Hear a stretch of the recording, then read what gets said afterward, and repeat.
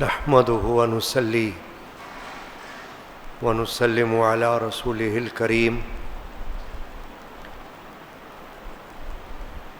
اعوذ باللہ من الشیطان الرجیم. بسم اللہ الرحمن الرحیم. وقل رب زدنی علما. صدق اللہ مولانا العظیم. ببرکت ان اللہ وملائکتہ یصلون علی النبی یا ایھا الذین آمنوا صلوا علیہ وسلموا تسلیما. اللہم صل علی سیدنا محمد وعلی آلہ وصحبہ وأہل بیتہ اجمعین. صلاۃ و سلام علیک یا سیدی یا رسول اللہ وعلی آلک واصحابک یا حبیب اللہ. حاضرین کرام، ہر اتوار کو بعد نماز عصر درس قرآن و حدیث اور یہ عشر اعتکاف ہے، اس میں روزانہ مختلف موضوعات پر درس ہو رہا ہے اور سالہ سال سے سلسلہ جاری ہے.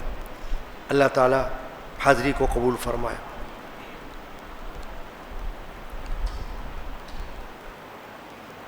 سورہ طٰہٰ کی آیت شریفہ کا ایک حصہ اس فقیر گناہگار نے تلاوت کیا ہے. اللہ جل شانہ نے ارشاد فرمایا وقل رب زدنی علما، اور آپ فرما دو کہ اے میرے رب میرے علم میں اضافہ فرما.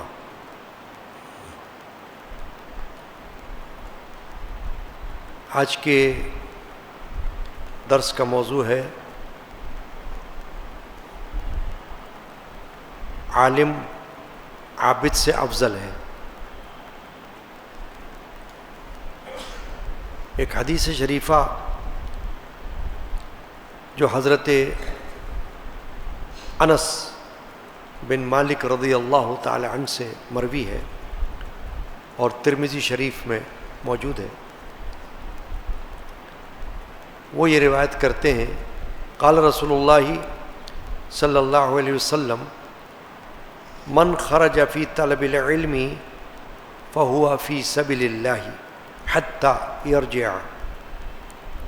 حضرت انس یہ فرما رہے ہیں کہ اللہ کے رسول صلی اللہ علیہ وآلہ وسلم نے ارشاد فرمایا جو شخص علم کی تلاش میں نکلا وہ واپسی تک اللہ کے راستے میں ہے. یہ حدیث پاک کے الفاظ ہیں اور یہ ترجمہ آپ نے سنا. ظاہر ہے کہ اس میں علم کی فضیلت معلوم ہو رہی ہے. حدیث کے ظاہر الفاظ اس پر دلالت کر رہے ہیں کہ اس سے مراد علم کا حصول، علم کی تلاش اور علم کی فضیلت اس سے معلوم ہو رہی. اب یہ علم کون سا ہے؟ ظاہر ہے کہ یہ علم دین ہے، اس لیے کہ رسول اللہ صلی اللہ علیہ وسلم کے زمان اقدس میں جب یہ حدیث شریفہ آپ نے ارشاد فرمائی تو اس وقت یہ عصری علوم جو آج کے دنیاوی علوم ہیں یہ نہیں تھے. دین کا علم تھا جس میں قرآن ہے، حدیث ہے اور بھی کچھ علوم ہیں. تو وہ علوم جو دینیات کے علوم ہیں، دینی علوم ہیں، یہاں مراد یہ ہے کہ ہر وہ علم جس کا تعلق اسلام سے ہے، دینی تعلیم سے ہے، اس سے مراد ہے یہاں وہ علم. چنانچہ اس حدیث پاک میں یہ فرمایا گیا کہ من خرج فی طلب العلم، جو اپنے گھر سے نکلا علم کے طلب کے لیے، علم حاصل کرنے کے لیے، یعنی علم دین، فہو فی سبیل اللہ، پس وہ اللہ کے راستے میں ہے. یعنی مراد یہ کہ وہ ایسا ہے جیسے مجاہد، جہاد کرنے والا. عام طور پر لوگ جہاد کو صرف ہتھیار والا جہاد سمجھتے ہیں. نبی اکرم صلی اللہ علیہ وسلم کے زمانے میں جو جہاد ہوتا تھا، جس کو ہم کہتے ہیں غزوہ، جنگ، وہ تلوار سے ہوتی تھی. ظاہر ہے کہ اس وقت بندوقیں، مشین گن، ٹینک وغیرہ یہ تو نہیں تھے، تو تلوار سے جہاد کیا جاتا تھا. تو اب بھی لوگ یہ سمجھتے ہیں کہ جہاد صرف جنگ کا نام ہے، یا جہاد صرف ہتھیار اٹھانے کا نام ہے، ہتھیار سے لڑنے کا نام ہے، کہ کفر اور اسلام کے درمیان ہتھیار کی جنگ یہ جہاد کہلائے گی. لیکن اسلام میں، اسلامی تعلیمات میں جہاد کو مختلف معنی میں استعمال کیا گیا. ایک جہاد بالسیف جو معروف جہاد کہلاتا ہے، تلوار کا جہاد، وہ تو ہے ہی اپنی جگہ، اس سے کوئی انکار نہیں. لیکن ایک جہاد بالعلم ہے، علم کے ساتھ جہاد، یعنی جہالت کے خلاف علم کا جہاد، کہ جو شخص علم حاصل کرے پھر علم کو پہنچائے، علم کو پھیلائے، تبلیغ جس کو ہم کہتے ہیں، یہ جہاد ہے. جہاد کی اقسام میں سے ایک قسم جہاد بالعلم ہے.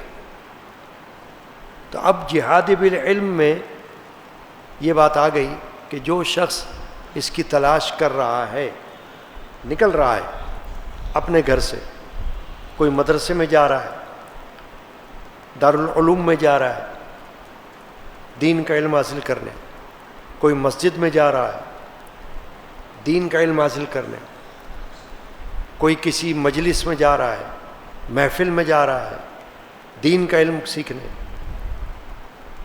کوئی کسی گھر میں جا رہا ہے جہاں دین کا علم دیا جا رہا ہے، تو یہ ایسا ہے جیسے وہ شخص جہاد فی سبیل اللہ میں ہے، یعنی کہ مجاہد ہے. تو آپ یہ دیکھیں کہ حدیث پاک میں اللہ کے رسول صلی اللہ علیہ وسلم نے ارشاد فرمایا، من خرج فی طلب العلم، علم کی تلاش میں، علم کی طلب میں جو نکلا اپنے گھر سے. اب اپنے گھر سے ایک تو نکلنا یہ ہوتا ہے کہ ایک ہی شہر کے اندر آپ اپنے گھر سے نکلے اور کسی اکیڈمی میں چلے گئے، کسی مدرسے میں چلے گئے، کسی محفل میں چلے گئے، کسی مسجد میں چلے گئے جہاں علم ہو رہا ہے دین کا. یہ بات صحیح ہے اپنی جگہ. لیکن ایک یہ بھی ہے کہ آپ اپنے گھر سے نکلے، کسی دوسرے شہر میں گئے علم حاصل کرنے، دین کا علم، یہ بھی اپنی جگہ ہے. اور پہلے وقتوں میں جتنے بڑے بڑے اکابر علماء گزرے ہیں، اولیاء اللہ گزرے ہیں، صوفیاء کرام گزرے ہیں، وہ تو ایک ملک سے دوسرے ملک بھی جاتے تھے. جیسے آج کل لوگ نوکری کے لیے ایک ملک سے دوسرے ملک میں چلے جاتے ہیں، یا دنیا کی تعلیم کے لیے ایک ملک سے دوسرے ملک چلے جاتے ہیں. تو دنیاوی تعلیم بھی علم سے خارج نہیں ہے. عصری علوم یعنی دنیاوی علوم کا حاصل کرنا یہ وقت کے لحاظ سے ضروری ہے، اس کا انکار نہیں کیا جاتا ہے.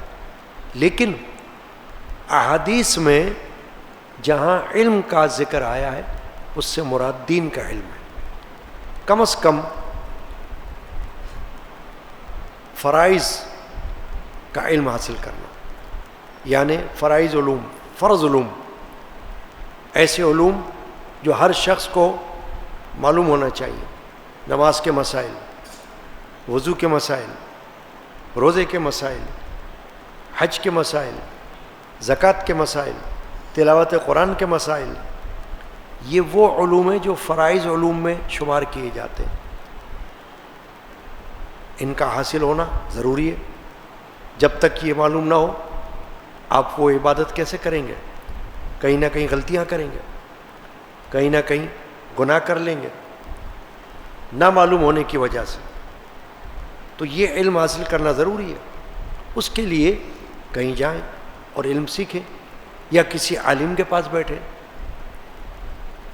کسی ایسے شیخ کے پاس بیٹھیں کہ جو آپ کو علم سکھائے، کوئی طریقہ بتائے کہ کیسے کسی کام کو کیا جانا ہے، عمل کیسے کرنا ہے، کیا ثواب ہے، کیا گناہ ہے، اس سے جا کے پوچھیں. قرآن مجید میں اللہ تعالیٰ نے فرمایا فَاسْأَلُوا أَهْلَ الذِّكْرِ، ذکر والوں سے جا کے پوچھو. تو اس سے مراد یہی ہے کہ جو لوگ علم رکھتے ہیں ان کی خدمت میں جاؤ.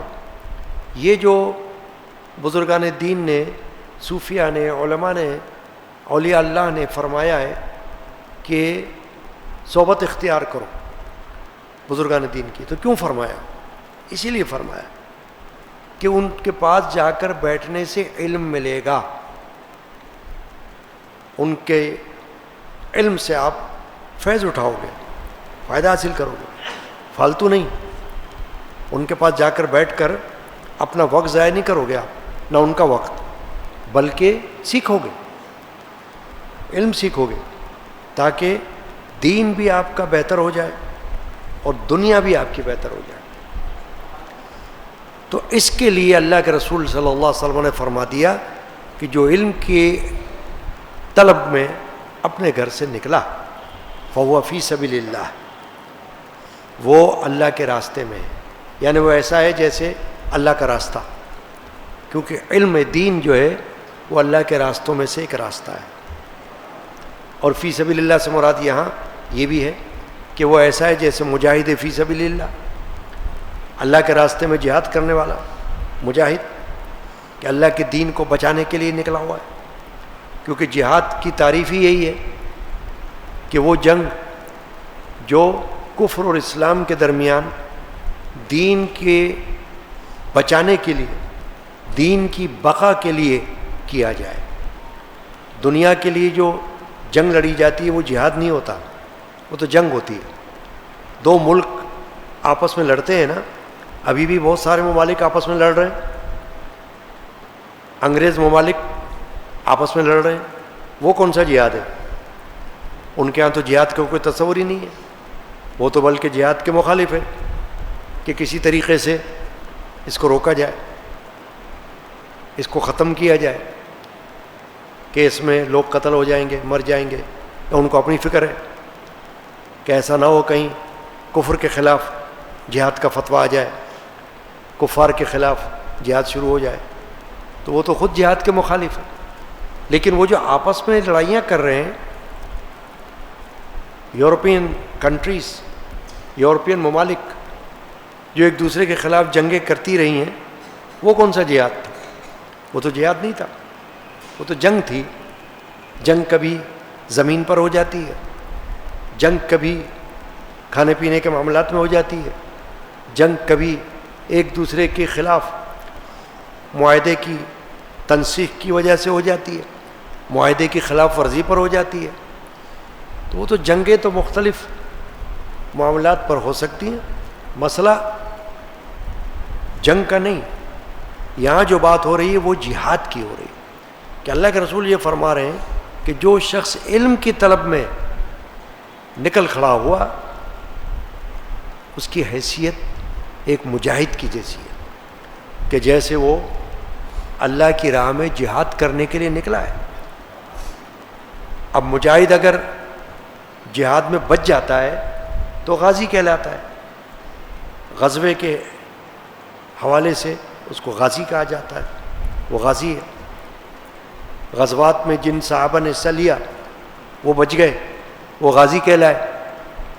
اور جو شہید ہو گئے وہ شہید ہوئے، قتل ہوئے وہ شہید کہلائے. تو بہت بڑا مقام ہے ان کا.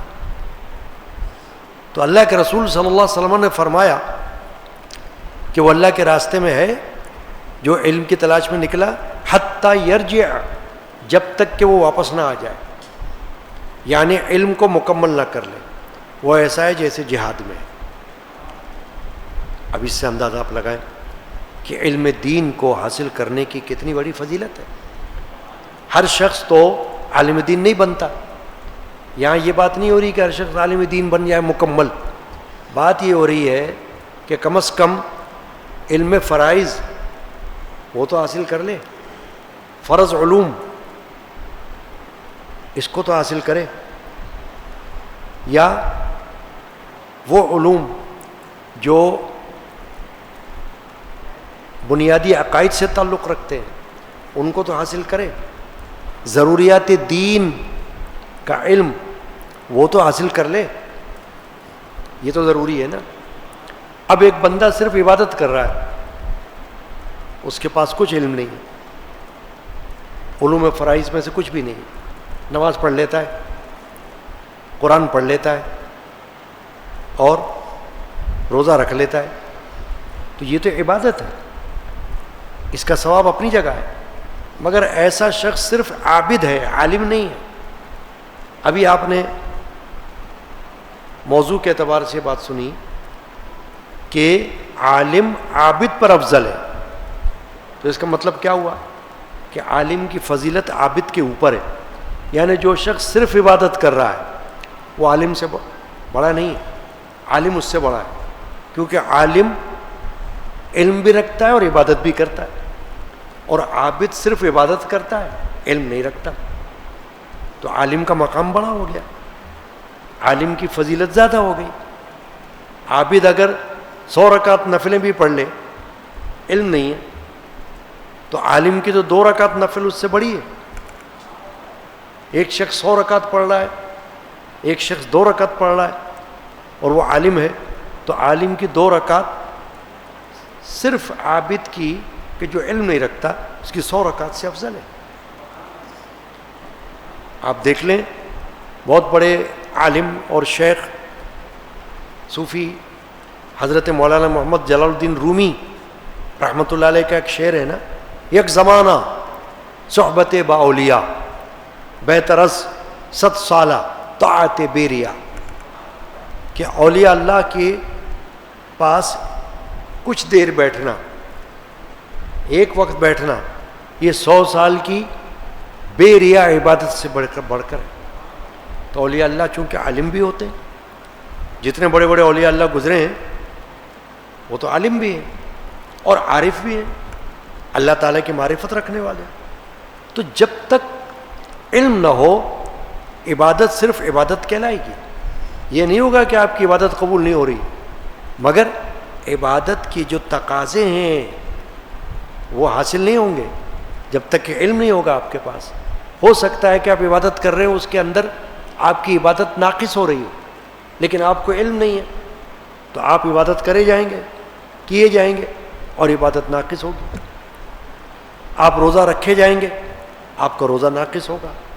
آپ حج کریں گے, آپ حج کی معلومات نہیں رکھتے, حج کا علم نہیں رکھتے, حج کے مسائل کو نہیں جانتے, تو حج کے اندر پتہ نہیں کیا کیا ہو جائے گا, اور آپ سمجھیں گے ہم نے تو حج کر لیا, ہم نے تو عمرہ کر لیا ہے کہ نہیں. تو یہ ہے بات علم کی. تو عبادت کے لیے بھی علم چاہیے, عبادت کا انکار نہیں ہے. عبادت تو بڑی افضل عمل ہے, بڑی افضل نعمت ہے اللہ کی, مگر علم کے ساتھ, کہ علم بھی ہونا اس کے اندر. اب فرض کریں کہ ایک شخص درس, جیسا بھی یہ درس ہو رہا ہے اس میں آپ بیٹھے, اب اگر ہر شخص عالم نہیں ہے مگر کم از کم علم کے حاصل کرنے کے لیے تو بیٹھا ہوا ہے, تو یہ فضیلت میں آ گیا نا. آپ جتنے لوگ بیٹھے ہیں یہ اس وقت علم کے حصول کے لیے بیٹھے ہیں, کہ جو کچھ آپ سن رہے ہیں وہ علم میں سے سن رہے ہیں نا, فالتو بات تو نہیں سن رہے, گانا تو نہیں ہو رہا ہے یہاں پر, ناچ گانا تو نہیں ہو رہا, قوالیاں تو نہیں ہو رہی, علم حاصل ہو رہا ہے. تو آپ علم حاصل کرنے کے لیے بیٹھے ہیں. اب علم حاصل کر کے جب عبادت کریں گے تو اس کا ثواب کچھ اور ہی ہو جائے گا.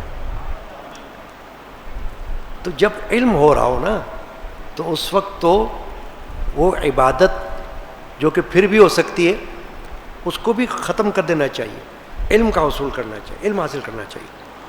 مجھ کو کسی نے کہا کہ آپ درس دیتے ہیں، ہم دیکھتے ہیں کوئی لوگ قرآن پڑھ رہے ہوتے ہیں، تو صحیح ہے یا غلط ہے؟ میں نے کہا غلط ہے.